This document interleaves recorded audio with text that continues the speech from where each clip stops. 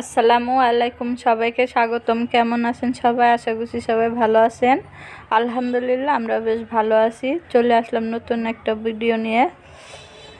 তো এখানে আমাদের বাজার থেকে মাছ আনছে, এইমাত্র বাজার নিয়ে আসলো সোহাগের আব্বু।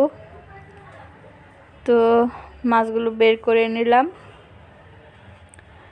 পাবদা মাছ আনছে, দেখতেই পাচ্ছেন পাবদা মাছ। বেশ বড় বড় মাছগুলাই ভালোই তাজা আছে, সুন্দর আছে মাছ। তো এখন মাছগুলো আমি কেটে নিব। আর এই যে এখানে সবজি আছে, পালং শাক আনছিল সকালবেলায় নাস্তা খাওয়ার পরে নিচে গেছিলো, নিচে থেকে আসার সময় পালং শাক নিয়ে আসছে। আর এই যে কফি আর সিম দেখতে পাচ্ছেন, এগুলো আরও 2 দিন আগে আনা হয়েছে, ফ্রিজে ছিল, ফ্রিজ থেকে বের করে নিছি। তো পালং শাক ভাজি করব, আর হচ্ছে ফুলকপি দিয়ে আর এই যে সিম দিয়ে আলু দিয়ে পাবদা মাছের ঝোল রান্না করব। শীতের দিন তো এই তরকারিগুলো খেতে, কিন্তু সব সবজিগুলো খেতে বেশ ভালো লাগে। আর কপির তরকারিটা এখন বেশ আস্তে আস্তে ভালো লাগতেছে, কপি মজা লাগতেছে।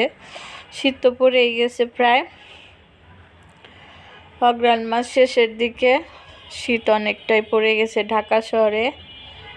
তো যাই হোক, এখন কিন্তু শীতের সবজি খেতে বেশ ভালো লাগবে। আর এদিকে যে দেখুন, মাছগুলো আমি ধুয়ে নিছি, ধুয়ে লবণ দিয়ে রাখছিলাম। তো এখন রান্না করার আগে আবারও ভালোভাবে ধুয়ে নিয়ে চলে আসলাম। তো মাছের মধ্যে মশলা মেখে নিচ্ছি ভাজার জন্য। আর তার আগে কড়াইতে তেল দিয়ে দিলাম, তেলটা গরম হতে থাক। তেলটা গরম হতে হতে এদিকে আমি মশলাটা মেখে নিচ্ছি। হলুদের গুঁড়া, মরিচের গুঁড়া, ধনিয়ার গুঁড়া, লবণ দিয়ে মাছটাকে মেখে নিচ্ছি। মাছ ভাজবো। পাবদা মাছ তো না ভাজলে খাওয়া যায় না, তাই পাবদা মাছটা যে ভেজে নিতে হয়। এগুলো তো চাষের মাছ, এগুলো না ভাজলে খাওয়া যায় না। চাষের মাছ যেগুলো, সেগুলো ভেজে রান্না করলে ভালো লাগে। আর আমাদের দেশি মাছ, সেগুলো কিন্তু কাঁচা রান্না করলেই বেশ ভালো হয়। তো যাই হোক, এই যে এখানে মাছটা মেখে নিলাম আর কড়াইতে তেল দিয়ে দিছি। তা আগে তেল কিন্তু গরম হয় নাই। গ্যাসের অবস্থা আজকে খুবই খারাপ, কারণ শীত পড়ছে তো, তার জন্য গ্যাস আরও বেশি আজকে সমস্যা করতেছে। তো এই যে মাছ দিছি, কিন্তু দেখতেই পাচ্ছেন চুলায় আগুনের কোনো ইয়া নাই। তো অনেক কষ্ট করে, অনেক সময় লেগে তারপর মাছগুলো ভেজে নিলাম। অনেক সময় লাগছে মাছ ভাজতে। তো মাছগুলো ভেজে নিলাম। এখন তরকারিটা রান্না করব। এই যে হাঁড়ি বসাই দিছি, নতুন হাঁড়ি এটা। তো নতুন হাঁড়িতে রান্না করতে বেশ ভালোই লাগে কিন্তু। তো যাই হোক বন্ধুরা, এখানে যে তেল দিয়ে দিছি আর পেঁয়াজ কুচি দিয়ে দিলাম, আর কাঁচামরিচ 2টা। বেশি ঝাল দেওয়া যায় না তরকারিতে, একদমই ঝাল কম দেই, লবণ কম দেই, কারণ সোহাগের আব্বু খেতে পারে না। তো এখানে পেঁয়াজটা হালকা একটু নেড়েচেড়ে ভেজে নিলাম। এখন দিয়ে দিব হলুদ বলে পেস্ট, আদা রসুন পরিমাণ মতো। এই যে আদা রসুন বাটা দিয়ে দিলাম। আজকে নতুন করে আদা রসুন করা হয়েছে। তো এই আদা রসুনটা দিয়ে তারপর কষিয়ে নিচ্ছি। তো এখন দিয়ে দিব হলুদের গুঁড়া, মরিচের গুঁড়া, ধনিয়ার গুঁড়া দিয়ে, পানি দিয়ে, স্বাদ মতো লবণ দিয়ে ভালোভাবে কষিয়ে নিব মশলাটাকে।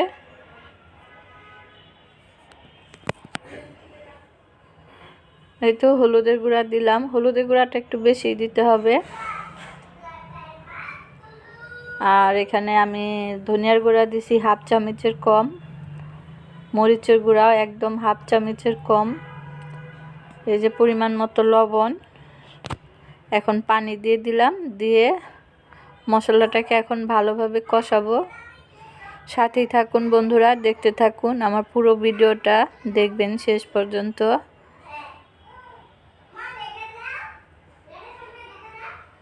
তো রান্না বাড়া করতে করতে দিন শেষ, আর কোনো কাজ করতে পারি না। বাড়তি কাজ, ঘরটা যে মুছবো, ঘরটার গুছাইছি, ঝাড়ু টাড়ু দিয়ে একদম কমপ্লিট করছি, কিন্তু মুছতে পারি না। একটু মোছা দরকার ছিল, কিন্তু মুছতে পারলাম না। এই যে রান্নাঘরে দিন শেষ হয়ে যায়। এমনিতেই দিন ছোট, তারপর গ্যাস থাকে না, একদম নানান সমস্যায় জর্জরিত। জীবনটা একদম অশান্তিতে ভরে গেছে। কবে যে এই দিন থেকে মুক্তি পাবো আল্লাহ ছাড়া আর কেউ জানে না।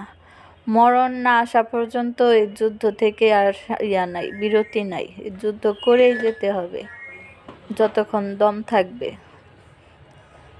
তো এখানে এই যে বন্ধুরা আমি সবজিটা কষিয়ে, ফুলকপিটা মশলা কষিয়ে সবজি দিছি, সবজি কষিয়ে পানিটাও দিয়ে দিছি, ঝোলের পানি দিয়ে এই যে এখন ঢেকে দিব। তো বলক আসলে মাছ দিয়ে দিব। রান্না বাড়ার ঝামেলাটা যে এত বড় হয়ে গেছে ভালো লাগে না আর। এই তো বন্ধুরা ওইদিকে একবার দেখছিলাম বলক আসে না, আবার এই যে কিছুক্ষণ পরে সে ঢাকনাটা উঠিয়ে দেখলাম এখন একটু একটু করে বলকটা আসছে তরকারিতে। মাছটা দিয়ে দেই, মাছটা দিয়ে ধনিয়া পাতা দিয়ে ঢেকে রাখি, আস্তে আস্তে হতে থাক। কারণ ওই যে গ্যাস চুলার আঁচ তো একদম কম, আস্তে আস্তেই হচ্ছে। তো যাই হোক, কিছু করার নাই। তো আবার ঢেকে দিলাম। আর এই যে বন্ধুরা দেখুন, আবারও ঢাকনাটা উঠিয়ে দেখিয়ে দিচ্ছি তরকারিটা কেমন হয়েছে। আর ধনিয়া পাতাটাও দিয়ে দেই।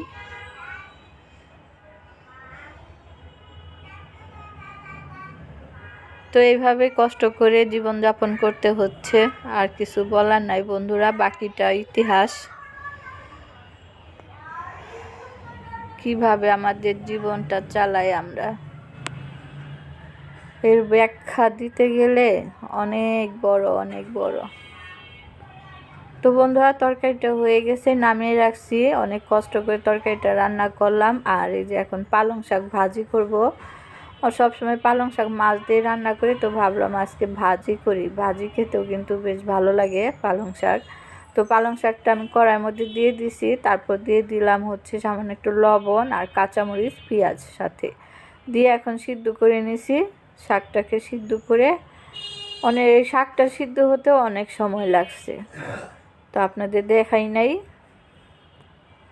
তো শাকটা সিদ্ধ করে নামিয়ে রাখছি, এখন শাকটা বাগার দিয়ে নিচ্ছি। এই যে পেঁয়াজ রসুন তেলের মধ্যে ভেজে নিচ্ছি। আর হচ্ছে পেঁয়াজ রসুনটা একটু ব্রাউন কালার হলেই শাকটা দিয়ে দিব।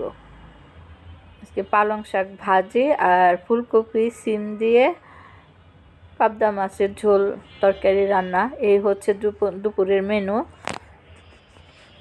তো গ্যাসের জন্য আরও বেশি কিছু রান্নাও করতে পারি না, অনেক কষ্ট হয় এতটুকু রান্না করতেই। তো এই যে পেঁয়াজ রসুনটা ভাজা হবার পর শাকটা দিয়ে দিছি বন্ধুরা। এখন এই তেলের মধ্যে নাড়াচাড়া করে কিছুক্ষণ নাড়াচাড়া করে ভেজে তারপর নামিয়ে নিব। একটু ভাজা ভাজা করলে খেতে কিন্তু ভালো লাগে, নাহলে পানি থাকে প্যাচ প্যাচ করে, ভালো লাগে না। তাই একটু ভাজা ভাজা করে শাকটা নামালে খেতে ভালো লাগে। তো এই যে বন্ধুরা শাকটা কিন্তু হয়ে গেছে, দেখতেই পাচ্ছেন অনেক সুন্দর হয়েছে। পালং শাক ভাজি অনেক দিন পরে খাচ্ছি। তো এই যে ভাত নিয়ে বসে গেছি বন্ধুরা, রান্না বাড়া তো শেষ করে খেতে বসে গেছি। দুপুরের খাবার কয়টা বাজে খাচ্ছি সেটা আর বললাম না। এই যে পালং শাক নিয়ে ভাত খাচ্ছি ভালো, প্রথমে বিসমিল্লাহ বলে। তো আজকে এই পর্যন্তই আপনাদের সাথে শেয়ার করলাম। তো পালং শাকটা ভাজি বেশ ভালোই হয়েছিল।